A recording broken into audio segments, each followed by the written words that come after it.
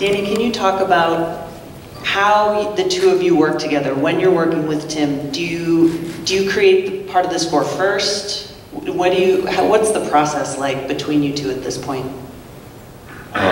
You know, it's funny, this is our 17th film, and I still never know what to expect from Tim at all. People think that, oh, you must have the shorthand where it's just real simple, and I go, no, actually, working with him is a lot less simple than a lot of other directors. His mind is strange and interesting, and I learned many years ago never to take for granted what I think he's going to want. It's always a kind of a roundabout process of when we start the film, he'll say very little about the music. We have a thing called the spotting session, where we go through the whole film top to bottom and break it down into all the musical parts and give them all a name and number. And if the movie is an hour, 45-minute long, the spotting session will be 2 hours and 15 minutes. If the movie's 2 hours, it'll be 2.5 hours. Real quick. Doesn't want to talk about it. When there's music to hear, then they'll talk. And so this is something we've learned together. Talking about it beforehand doesn't actually get us anywhere, really, because he'll respond. He'll respond to what he hears. And then I'll do a lot of ideas, and I'll get the sense, oh, okay, this one is the one you're responding to. I mean, one thing I do have to say is when I got the call about the movie, this is one of the first questions I always have is like, is Rick and Colleen on the project? And if it is, it's like, I'm like, yes. And, but also, unlike any other film I've done with Tim, it was way in advance. It was like almost a year from when I was going to start. And I went back to work on whatever movie I was working on a year ago. Could have been, I don't know. But I had a little theme in my head, because I didn't know a lot about Dumbo. I didn't see it as a kid. And I remember that baby elephant loses his mom. Oh yeah, that's going to be bittersweet. And I had a musical idea. Before I started, I went and I played it, finished it, put it away, and I've never done that before with Tim, beforehand. And a year later, I came back, I said, what was that thing that I did? And it's Dumbo's theme right now. So it was kind of a unique moment that I hadn't experienced, but it's always going to be a real interesting process musically, getting to wherever we're going to get, and I just never know where that's going to be. And usually it's something we have to find in process. So I think it's a good way to work, actually, because directors say what kind of music they really, really want. It usually ends up being not at all what I'm imagining. It's better just to talk about, how do you feel about the movie? What do you think? And it's like, okay, start there, see where we go. It's all mystery. It seems like that would really contribute to making every experience feel a lot fresher, you know, as you went along. And it's not rote, it's not the same thing over and over, and it yields different results. Well, yeah, I mean, it's just more challenging.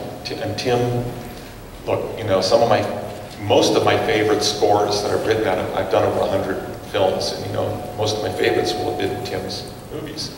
But I won't say that many of those weren't without great challenges.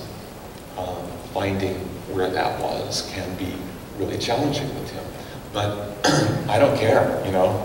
If I like the result, I'm like, cool. Whether it was like a slam dunk, easy thing, or it really took a long process to find, becomes irrelevant to me. It's only the end product that matters, really. It's all you remember later, anyhow. Having kids, you know, if you remember the first year, you never want to look at another kid again. Then you're so cute and so great, you forget all that part of it. And you go, you know, kids are great. I find film scores to be somewhat similar. In the middle, I often say, I'll never do this again. I'm done. And then at the end, if it came out well, I go, yeah, sure, I'll do this again. It wasn't so hard. Was it hard? I don't remember. It gets erased. Hi, Danny. Well, when Dumbo flies, the theme is triumphant, and you're no stranger to doing triumphant themes for movies. How did you hear that particular theme and compare and contrast it with other triumphant scores you've done? I don't really know. I mean, when I wrote Dumbo's theme, I wrote it as a bittersweet, sad thing, you know, because that's always what makes me excited. And sadder it is writing it, the happier I get as a composer. So, but I do try to put my themes through a bit of an acid test, which means I have to have the melody I like. Can I make it triumphant? Can I make it quirky? Can I make it silly? It's like I gotta put it through each of these things. Whatever it's gonna be asked to do, I need to know that it'll do that. I don't want to find out when I get there that, oh my God, this music just doesn't want to get big or triumphant. So that's part of my process, like put it through all those things. And I learned, you know, okay, when it gets big, it's going to go this way, it's going to do this.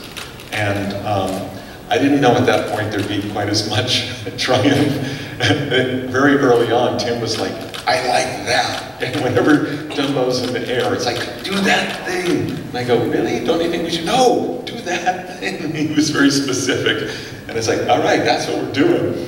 And so it's like once I hit on that once, Tim really caught on to that moment. He really wanted to bring it back. And we redid a couple of cues, right, Derek? More. Yeah, it's like, he's flying. And the word he used the most in the score was soaring. He really wants to make sure that Dumbo soars. And I go, but don't we want Dumbo to be heartbreaking? Oh yeah, you got that, that's right. I really want to make sure he soars. But when he leaves his mother, that'll be fine. He soars. And Tim and I will be like that. There'll be one element of the thing that he's really focused on, and the rest of it will be, yeah, that's fine, you're doing fine, that's all fine. Sad stuff's all fine. And so for me, of course, the fun part is not having seen it as a kid. I didn't have a lot of attachment other than I knew that I saw it actually when I got the call from Derek about doing it. I watched it, and it's the first time I'd ever seen it from beginning to end. But what was crazy is Pink Elephant's I know that really well. I don't know how I knew it, but I knew it. Casey Jr. Oh, of course I know that. How do I know that? I didn't see it as a kid. There were all these elements I was hoping we could bring rap in, but the thing that excited me the most was that it's going to be some heartbreak in there, and that's really where I get my jollies.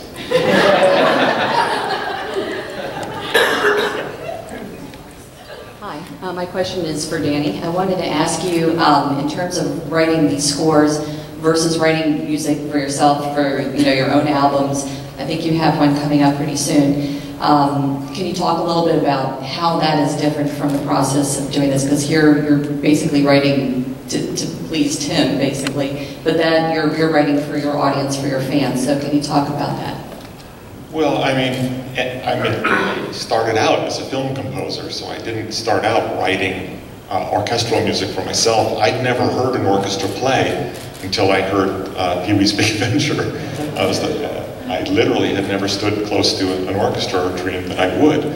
So my upbringing was film music, and I always intended when I was a teenager to work in film, not music. I didn't take lessons and I didn't play any instruments. So the one thing two things in film I never expected to do was act, because I knew I couldn't act, and music, because I didn't really do music. So it's just weird that it worked out that way. I wanted to be an editor, or a writer, or a cinematographer, anything but music. And so that's what I ended up doing. And it was really over the course of these years writing for orchestral scores that I began to feel more of a need to write outside for concert stage. And mainly because when I started doing Elfman Burton shows, we started touring these all over the world, like doing full concerts of essentially 15 scores reduced down. And I saw that there was this hungry audience that they were coming to see in really good numbers to see the orchestras play.